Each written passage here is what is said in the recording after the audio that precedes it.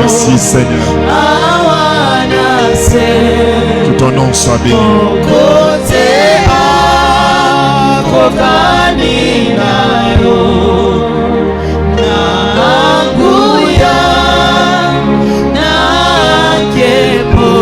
Alléluia. Acclame le Seigneur.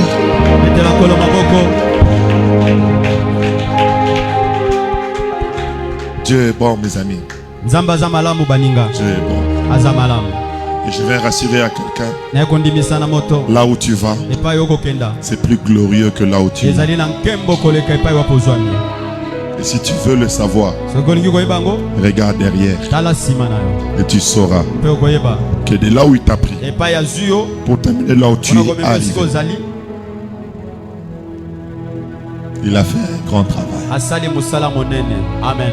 Amen. Et celui qui t'a pris de là, il t'a amené là où tu es, peut t'amener encore plus loin. Amen. Et je crois fermement dans mon cœur. Et c'est important. Bébé dans le Seigneur,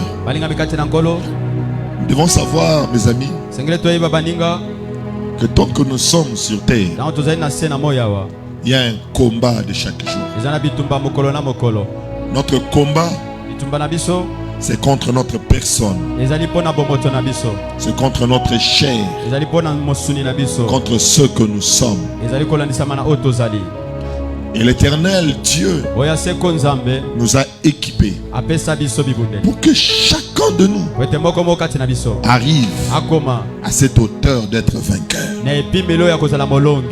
Et je vous dis, mes amis, refuse d'échouer.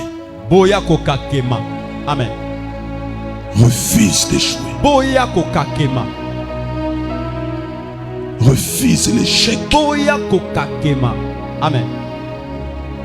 Cherche à tout prix à réussir. Parce que la réussite, c'est le plus beau cadeau que le Christ a posé dans ta vie.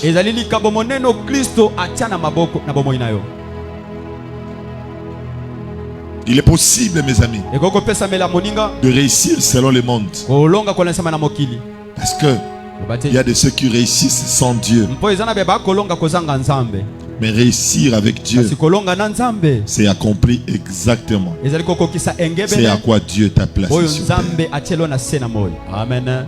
Bien-aimé dans le Seigneur, il arrivera un moment de la vie, les hommes vont nous acclamer.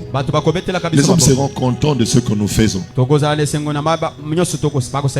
Mais je j'aimerais te dire, mes amis, si le ciel n'est pas content, j'aimerais te dire, tout ce que tu fais, tout ce que nous sommes, c'est comme de l'air qui va passer.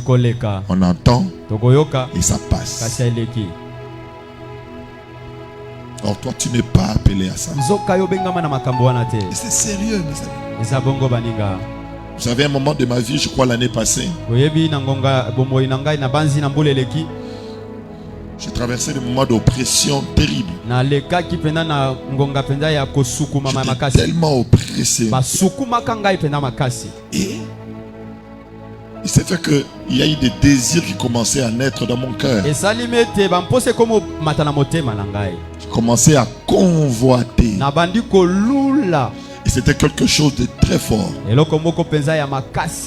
Et non seulement je convoitais, mais dans mon esprit ou dans mon intérieur, il y avait des choses où je commençais à penser, à pratiquer dans ma tête. Ça a pris un long moment. Et ça a déstabilisé quelque chose. Mais tu dois savoir, quand ton esprit est agité, même la révélation s'arrête. Tu peux parler, tu peux dire tout, mais la révélation, ça s'arrête. C'est-à-dire, nous avons intérêt de nous discipliner pour nous amener à une dimension où nous allons faciliter. Alléluia. Amen. Faciliter la révélation. Parce que tu dois savoir, ce qui transforme, c'est la révélation. Amen. Le jour, prédicateur, porteur de l'évangile, la révélation est éteinte. Tu resteras dans des informations où tu vas informer les gens des choses. Mais la capacité de transformer, ça m'a dérangé un long moment. J'ai prié, mais ça n'allait pas. Un moment, j'ai fait asseoir ma femme et je parle avec elle. Je dis, je ne sais pas, mais regarde ce qui m'arrive. Regarde ce qui se passe. Il y a un combat en moi. Et c'est fort. Et ça risquerait de m'amener à faire des bêtises que je n'ai jamais pensé faire. Elle a prié pour moi. Quand on a fini de prier, j'avais senti aussi dans mon cœur que je devais le partager avec un père. Je peux avoir un père et je lui dis, Père, voici ce qui se passe dans ma vie. Voici ce que je ressens. Voici ce qui me arrive. Il y a quelque chose qu'il a dit qui a touché mon esprit. Il m'a dit, Jimmy, mon fils, tu dois savoir que le message que nous portons, c'est le message de la grâce. C'est le message de l'évangile que nous annonçons. Beaucoup ne sont pas d'accord avec nous. C'est un message combattu. Alors tu dois savoir, si tu n'as pas une vie disciplinée, tu risquerais de salir ces messages. Parce que beaucoup de personnes disent que ces messages soutiennent les péchés.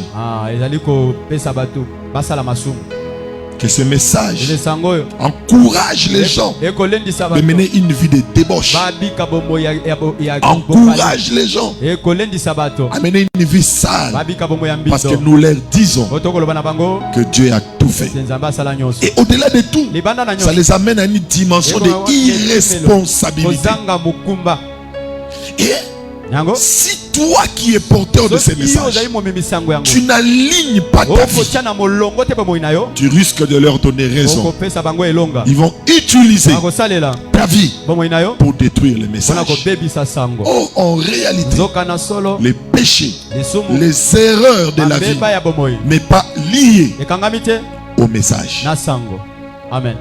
Parce qu'à chaque fois je leur pose la question et je leur demande, si dans nos églises, là où nous prêchons la grâce, un frère tombe dans l'impudicité, nous attribuons ce péché au message.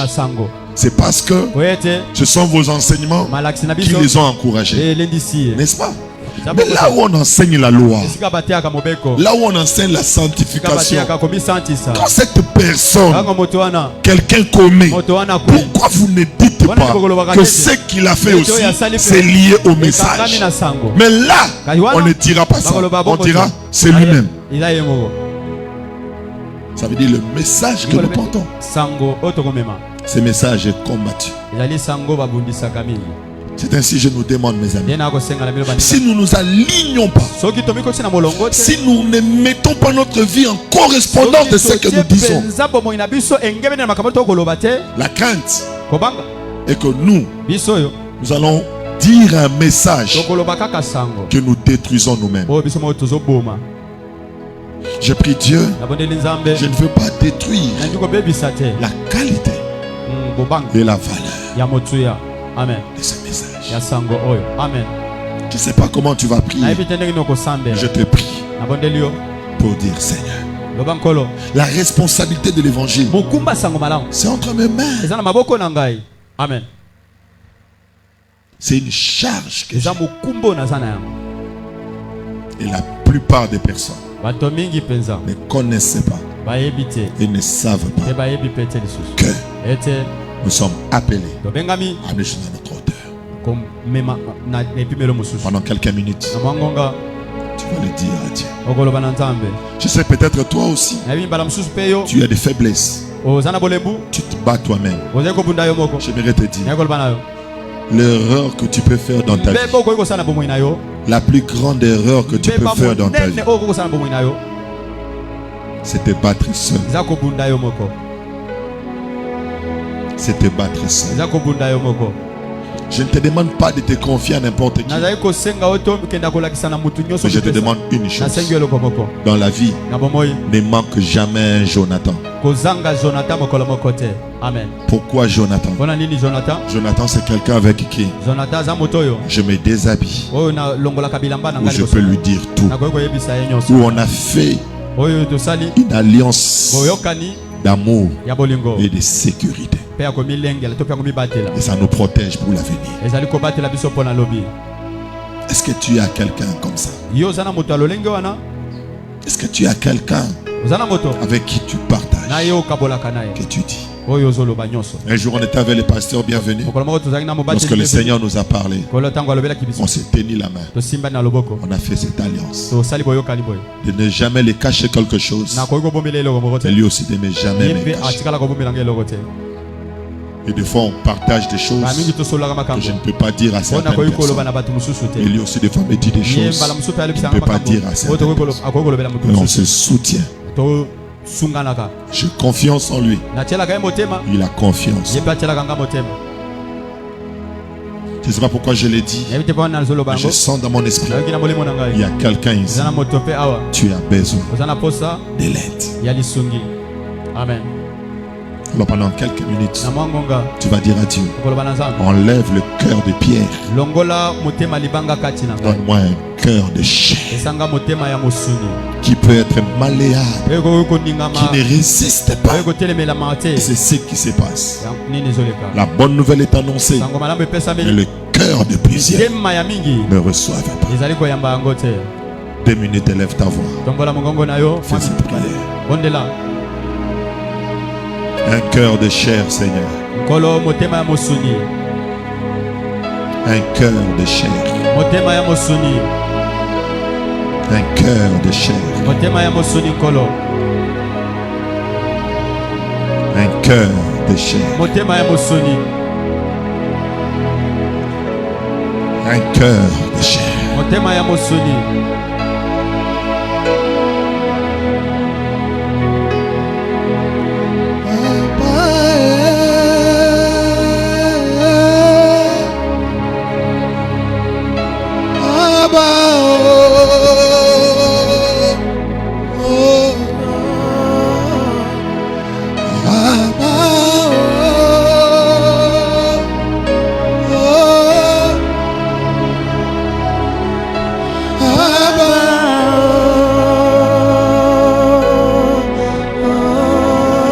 Cœur de chair. Donne-moi un cœur soumis à toi. Pas un cœur qui te résiste.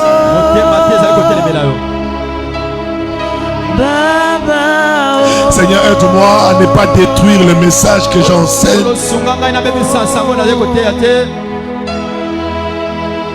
Aide-moi, Seigneur. Au nom de Jésus. Merci Seigneur. Au nom de Jésus. Et il me dit à la fin, le pasteur me dit, il dit, moi qui te parle, une toute petite erreur, une toute petite erreur que j'ai commis dans ma vie, ça a détruit tout. Mon message, mon témoignage, ça m'a fermé des portes. Parce qu'un jour, j'avais pris la décision de divorcer. Et toutes les portes me sont fermées. Et même le message que j'enseigne, les gens n'écoutent plus ce que je dis, mais ils se disent, c'est un moyen pour moi de me justifier. Or, en réalité, je ne me justifie pas. Je vous enseigne la vérité. Bien-aimés, de toutes petites erreurs, mais toute une carrière Des fois, Dieu nous approche vers des gens qui ont commis des erreurs pour qu'on apprenne d'eux, pour qu'on ne refasse pas la même chose. Si lui il est tombé, nous devons être de ceux qui ne devront relever. J'ai pris au nom de Jésus, peu importe tes parents, peu importe où tu es, s'il y a de ceux qui ont échoué, toi tu es destiné à faire la relève. Quelqu'un lève sa main et dit: je veux arriver là où les autres ne sont pas. Leurs portes fermées mais seront ouvertes au nom de Jésus. Je pensais que je prophétisais. Là où il n'a pas pu entrer, moi j'entrerai. Là où il n'a pas pu s'asseoir, moi je m'asseoirai. Vous savez pourquoi? Parce que l'Éternel me garde et me préserve de tout danger. Amen. Seigneur, j'ai pris au nom de Jésus. Donne-moi la sagesse. Donne-moi l'intelligence. Aide-moi à être ce bon mari pour ma femme. Que ces choses n'arrivent jamais dans ma maison. Que ces choses n'arrivent jamais. Parce que tu dois savoir.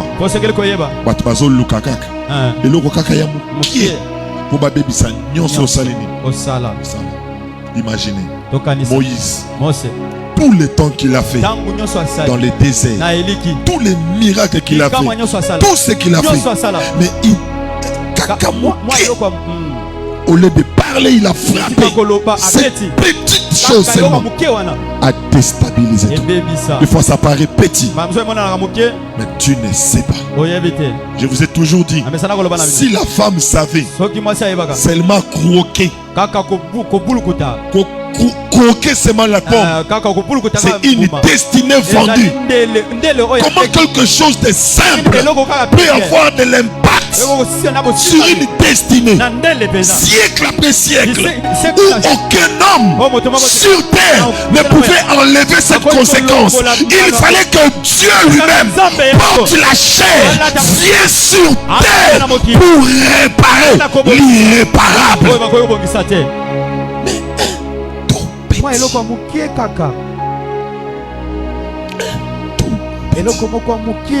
Seigneur, l'ennemi va tout faire. Il nous aveugle tellement. Il dit c'est simple. C'est rien. C'est rien. C'est rien. C'est rien. Mais or tu ne sais pas ce qui est caché. Seigneur, aide quelqu'un dans la salle de ne plus être aveuglé. Seigneur, aide quelqu'un à ne plus être aveuglé, à voir clair et à avancer. Acclame le Seigneur.